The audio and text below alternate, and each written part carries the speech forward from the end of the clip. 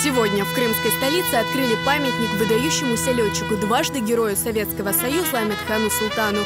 Долгое время вокруг этого события не утихали споры. Однако сегодня памятник все же представили общественности.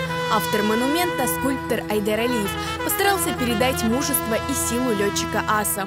Моя главная задача была, чтобы Амедхана Султана решить не плакатным образом, не в лоб решить, а через символы, через аллегорию в центре Амедхан Султан. И я думаю, он такой здесь получился более контактный, масштабный к людям, к окружающей среде. Я счастлив сегодня. Памятник установили в сквере между проспектом Кирова и переулком Пионерский. Общая высота монумента более 5 метров. Самого памятника 2,80, около 3 метров с плинтом. Значит, постамент это 2 метра, там общая высота 5 с лишним метров. Сам памятник, он отлит из бронзы. Нижняя часть очень ценной породы гранита. Гранит цельный. И я думаю, это надолго. Торжественное открытие памятника приурочили к столетию со дня рождения Амедхана Султана.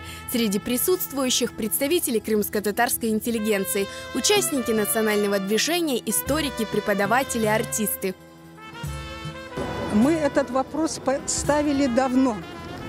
Давно ставили и хотели в центре здесь. Спасибо, что и здесь поставили. Оцениваем очень положительно. Этот герой, который совершил столько подвигов, которые хватило бы на целые гвардии. Мне посчастливилось встретиться с Амедханом Султаном в Самарканде. Он защищал не только Советский Союз, он защищал и Крым.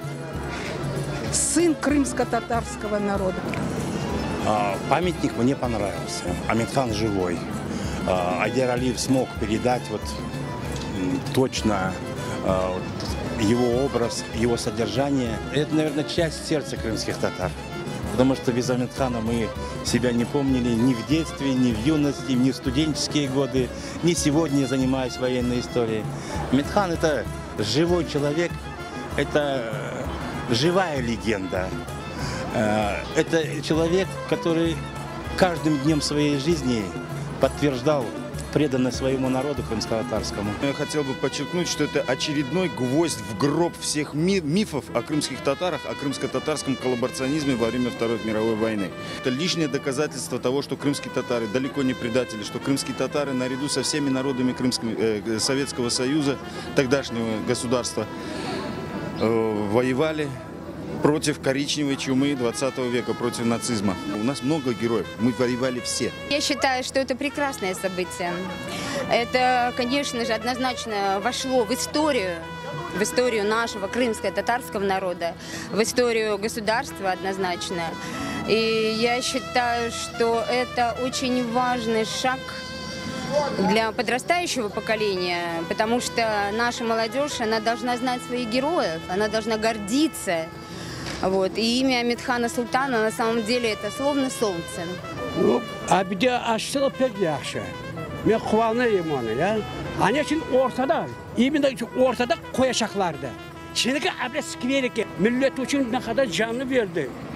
Изначально местом установки памятника был выбран участок в центре площади имени Амедхана Султана. Проект, автор которого Зарема Нагаева, был утвержден еще в 2009 году.